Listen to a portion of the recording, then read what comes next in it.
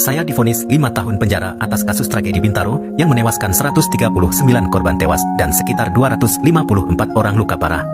Slamet Suradio. Begini kisah saya.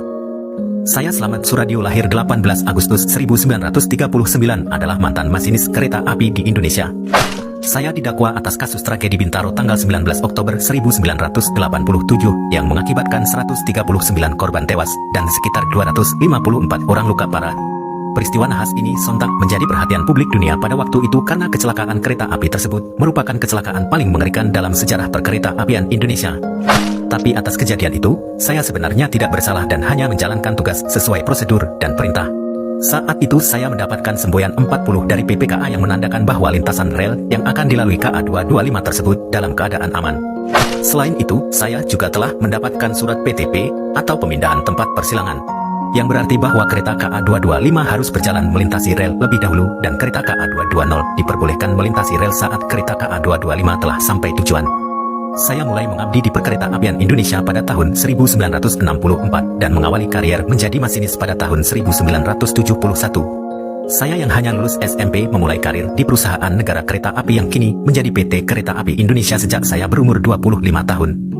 Saya diterima bekerja sebagai pegawai perkereta apian di Inspeksi Jakarta. Mulanya, saya bertugas melakukan perawatan terhadap kereta sebelum diberangkatkan.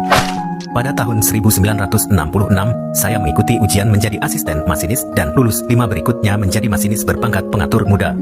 Hingga pada tanggal 19 Oktober 1987 pada pukul 06.45 pagi itu terjadi tabrakan berhadapan antara KA 225 dan 220 di Pondok Betung, Bintaro, Pesanggerahan, Jakarta Selatan.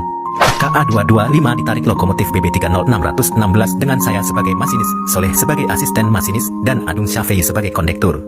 Sementara itu, KA 220 ditarik lokomotif BB 30316 dan dimasinisi oleh Amung Sunarya dengan asistennya, Mujiono. Saat berita terjadinya kecelakaan tersebut, tudingan di pengadilan dan laporan akhir PJKA sungguh sangat berbeda. Saya dituding memberangkatkan sendiri kereta api tersebut tanpa izin.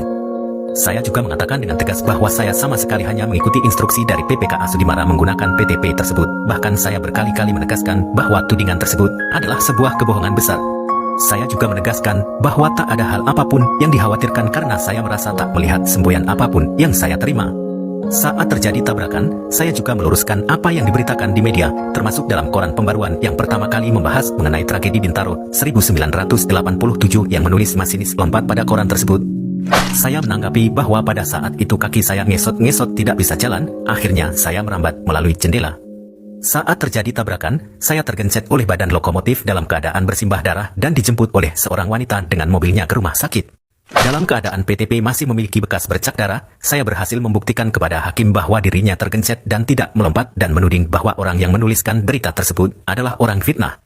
Tetapi kenyataannya pada tahun 1988, saya divonis hukuman 5 tahun penjara dan harus kehilangan pekerjaan sebagai masinis.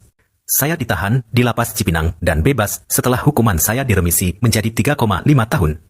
Setelah bebas dari penjara, saya sempat hanya apel di kantor karena sudah dibebas tugaskan.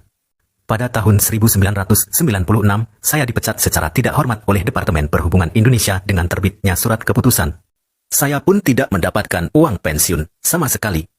Setelah dipecat dari Perumka, saya akhirnya memilih kembali ke kampung halaman di Kabupaten Purworejo. Kini, sehari-hari saya hanya menjadi pedagang rokok di Kutoarjo.